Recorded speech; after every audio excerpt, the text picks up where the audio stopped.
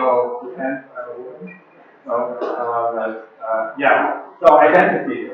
I have here three awesome guys. They all represent different angles on the topic of identity. It has become a buzzword lately. Everyone is using it. Everyone means something different. Start here, Juan. He is a PhD candidate at the University of Passau and works on security and identity management.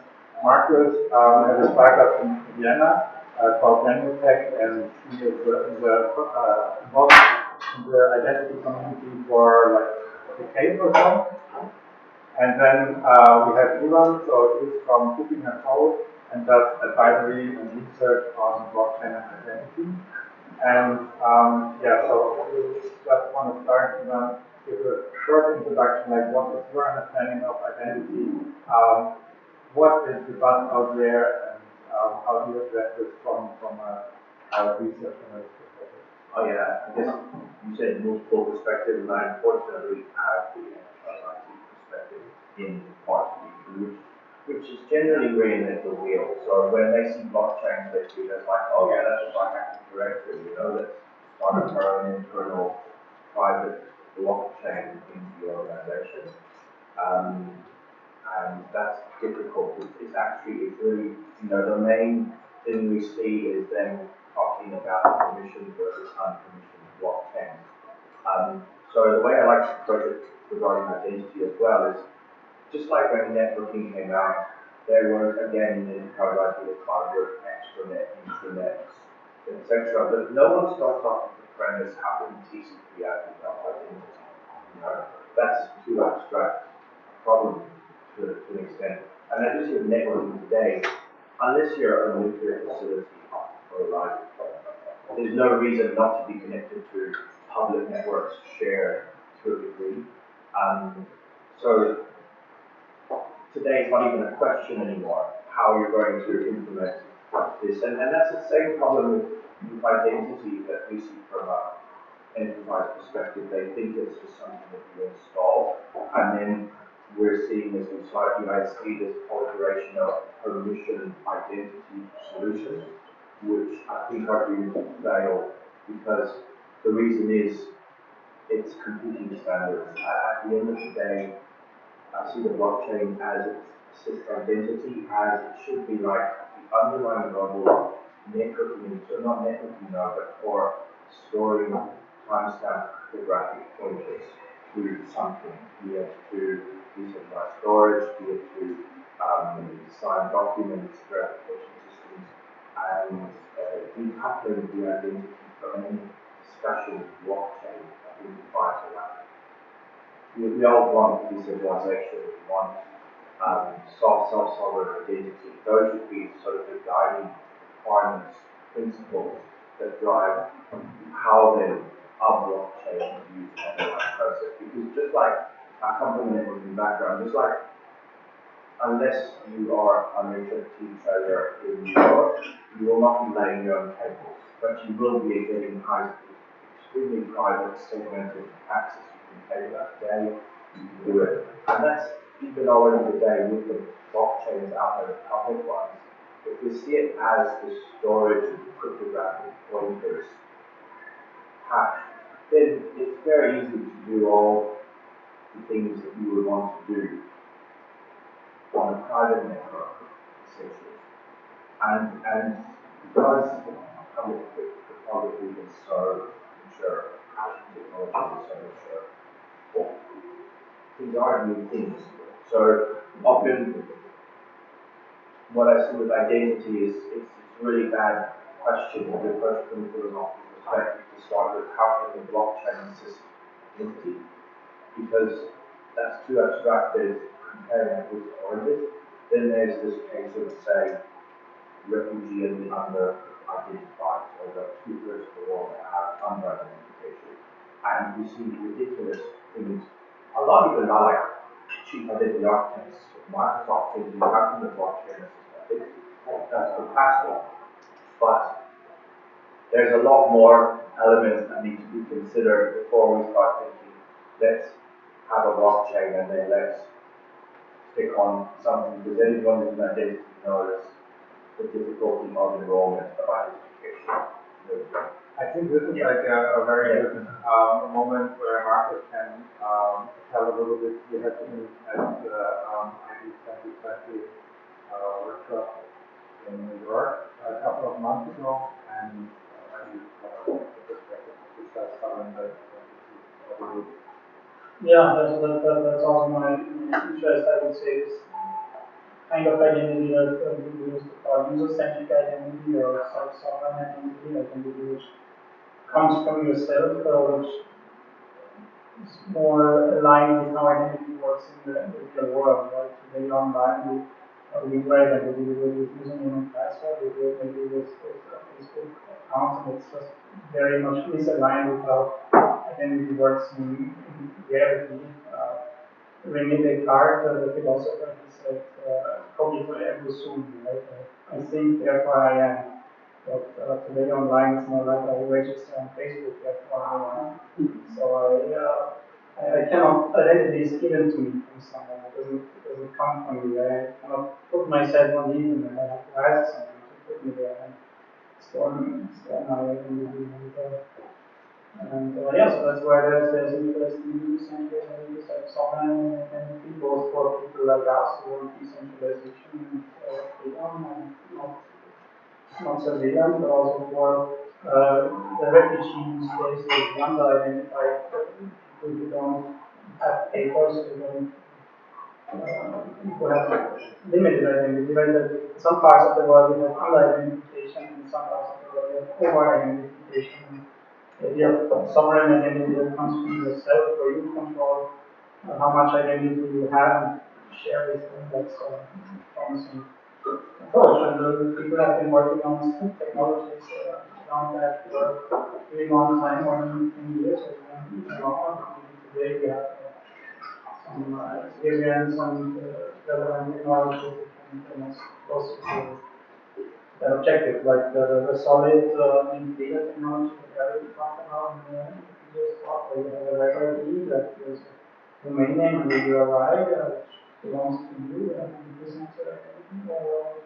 blockchain technology because you can create a private key and put it on a blockchain subjected to a community consensus and not that central authority that can take it away. And I also agree with the idea of identity should be thought separately from any specific technology. Identity is really complex. Identity is not just a username or a public key, or identity is contextual, different identity at work or home, or identity within my family, within a member of a nation, as an organization. It's very complex. Yeah, so maybe one very important reason or role of identity is, of course, and also to manage your data, have access to your data, or ownership over your data. And this is something that is also the field of Internet of Things, IoT. It becomes more and more important as the data becomes more and more intimate, so to say.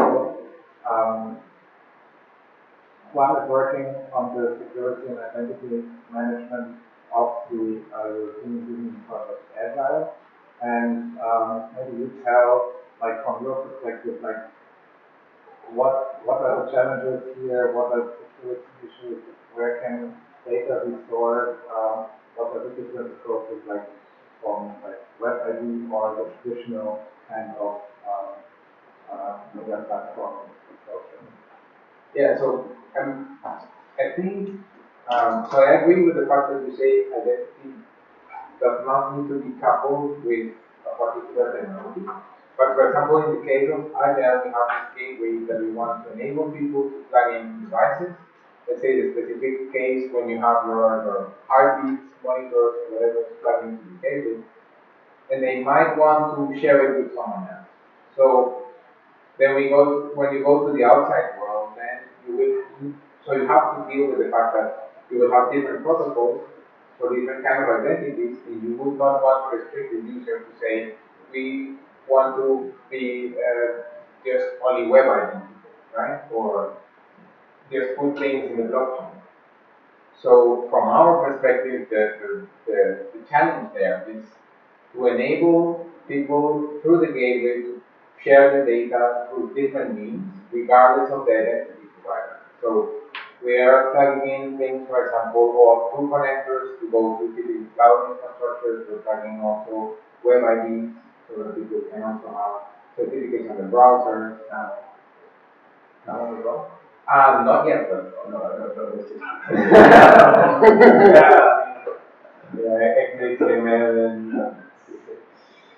but yeah, so for us, I think the difficult part is we want to go to the higher layer and just think about identity, but we somehow have to materialize this in something that runs and is usable as well, you know, and that's really tricky. Regarding the usability, we had a private discussion, but it's really key. Much as we take Facebook and Google, it's just the usability of what makes it so simple. Yeah. And so everything really has to start from how your grandma experiences this identity. So I guess there are like so many bits and pieces, and they I feel have all come together. And we also have Roland here, who is involved in the project Namecoin. And it's basically, in the beginning, Bitcoin was really a cryptocurrency tool, and now Namecoin was one of the first projects, I believe, who wanted to do something different with it. And maybe you can just say a few words about Namecoin. But just Bitcoin was the second blockchain. Yeah. It is still the second strongest blockchain, so to speak, as we have 30% of hashing power of Bitcoin, which means it's very expensive to have. And Bitcoin is basically a key value storage system for small bits of key and values of 2,030 bytes. So that's ideal for an ID system. The key is your name, your human readable name, and the value is whatever you want. For example, your email address or your fingerprint in PGP or your zero-net identity, however that looks. So it's sort of a connection between a human readable identity or human readable name and a very hard to remember identity. And the other thing is, there are many ID systems for many countries.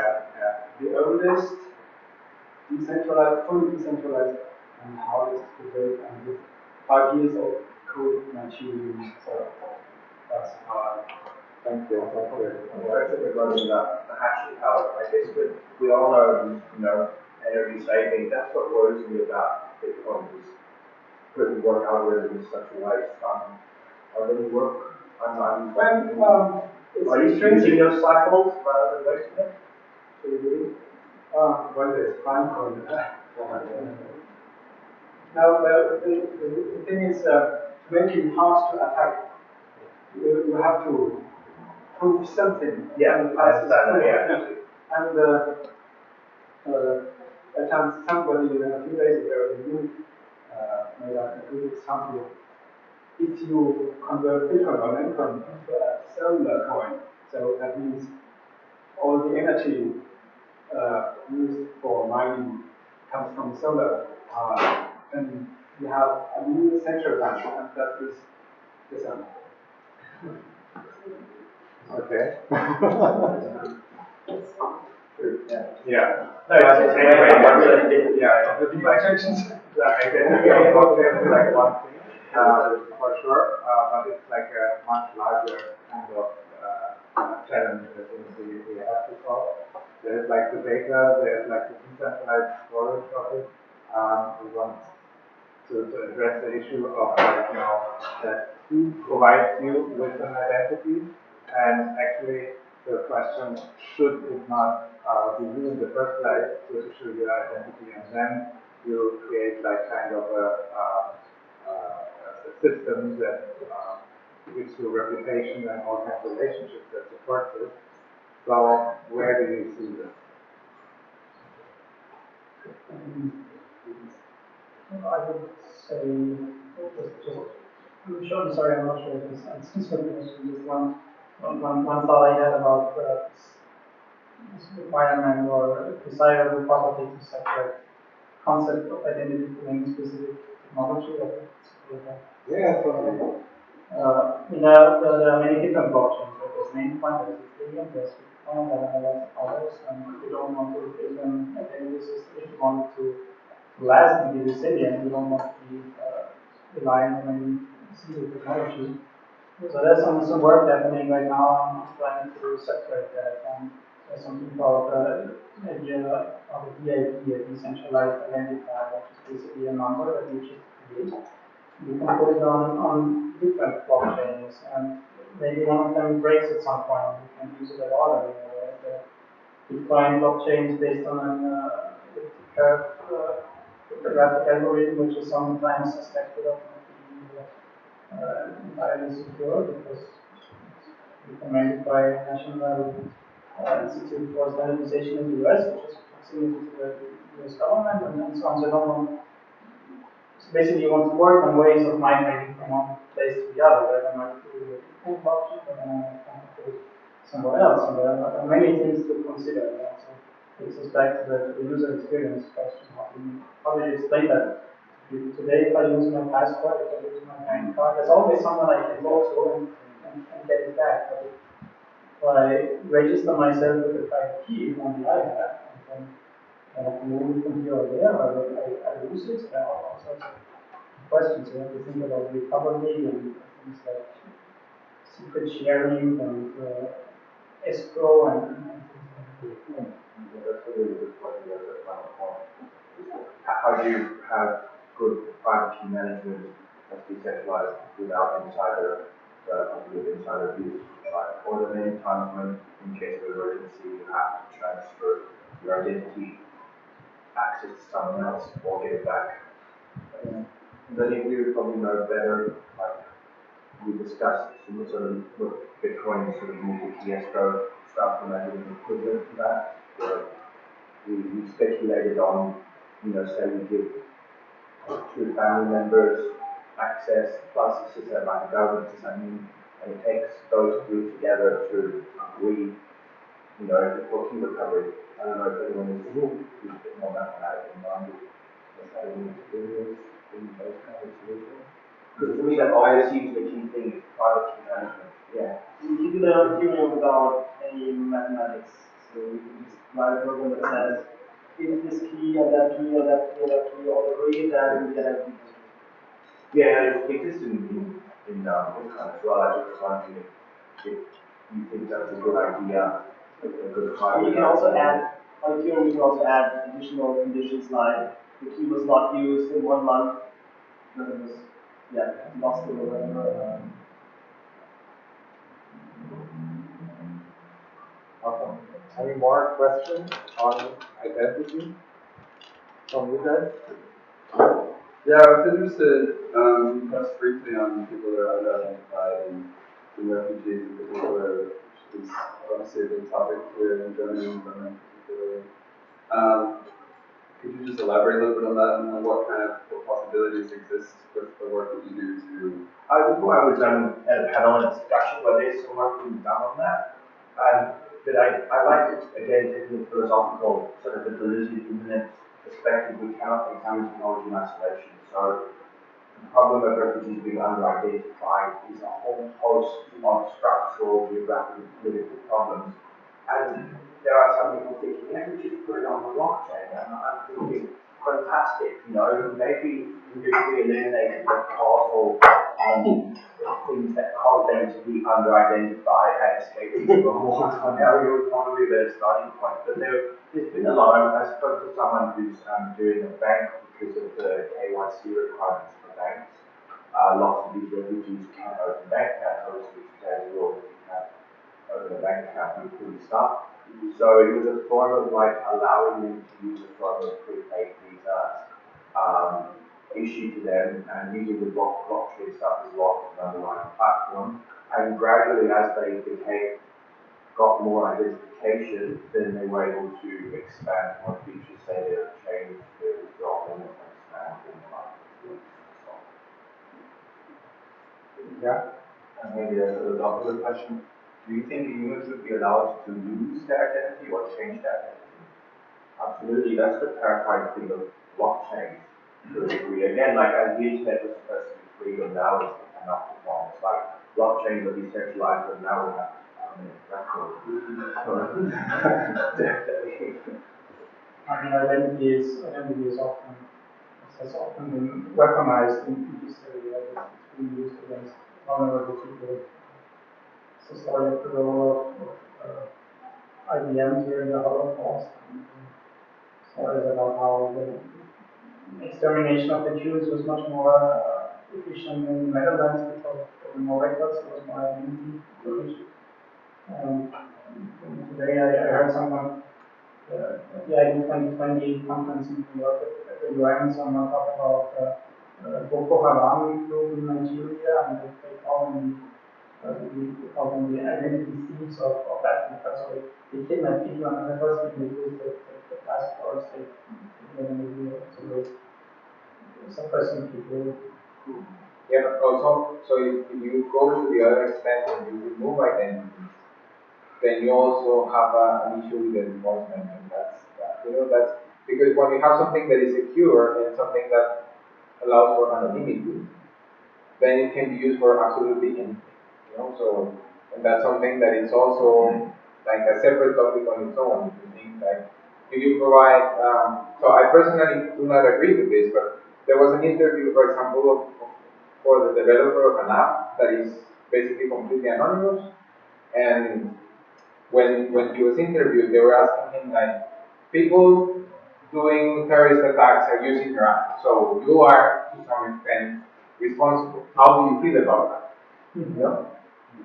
And he was saying, I just want to help people when they're oppressed, when they want to have, when their opinions are censored or whatever, to have the freedom to do things without really revealing their identity. And if bad people use it use my channels, well, they also use cell phones, they use the cellular network, So, so I think when you take the identity out, so, it has advantages, but it's also, I think you cannot go to the other extent. Everything anonymous is perfect. No, I mean, really, especially like reputation is like a super important part. So, to me, reputation is like just, natural kind of social behavior in communities and society. For sure. Technically, we should individual, although we don't have anything to hide, but at the same time, everyone can post a drug themselves here, and and want to reset their reputation also because we did something stupid. So I guess like really it becomes dangerous when you create kind of dependencies and you're somewhere logged in, and whether it's being on your Facebook connection, your Facebook platform, or any other kind of identity, state takes your passport away, something like this. So this is definitely very important.